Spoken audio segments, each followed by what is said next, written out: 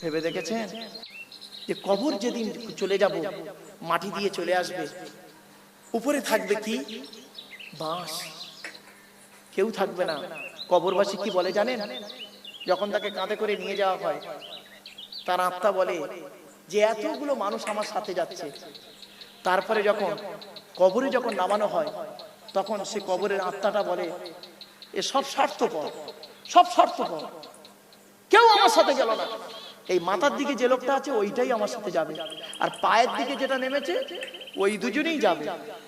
পায়ের দিকের লোকটা যখন উঠে যায়, আত্মা তখন বলে এও স্বার্থপর, এও উঠে গেল। এই মাথার দিকের লোকটা মনে হয় আমার সাথে থাকবে।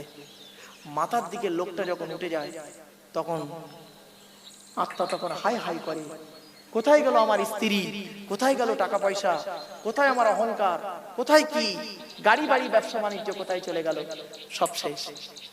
তখন ওই চাপা দিয়ে চলে গেল।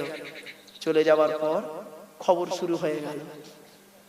এজন্য কবর বলে, কবর বলে আমি এমন একটা ঘর, দরজা জানালা ছাড়া ঘর, সুতরাং দরজা জানালা ছাড়া ঘরে থাকা প্র্যাকটিস করে আসবি।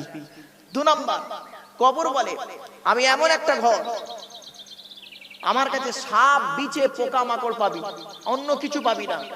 তবে উপরে যখন থাকবি, পৃথিবীতে যখন থাকবি, সাপ পোকামাকড় গুলো মেরে আসবি। তার মানে পাপ কাজগুলো করবি না, পাপ কাজগুলো না করে ভালো কাজগুলো করে আসবি।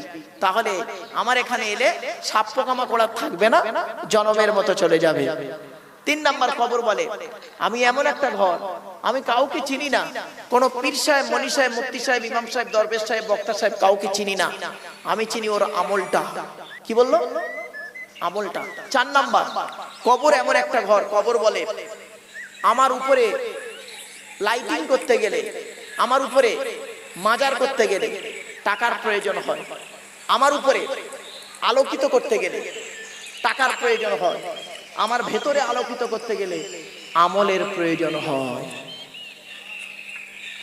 বন্ধু, এই পৃথিবীতে কোনোদিন কাউকে তাচ্ছিল্য করো না, কাউকে তাচ্ছিল্য করবে না, খবরদার নয় বাবা। কিসের অহংকার? কাউকে তাচ্ছিল্য করবেন না।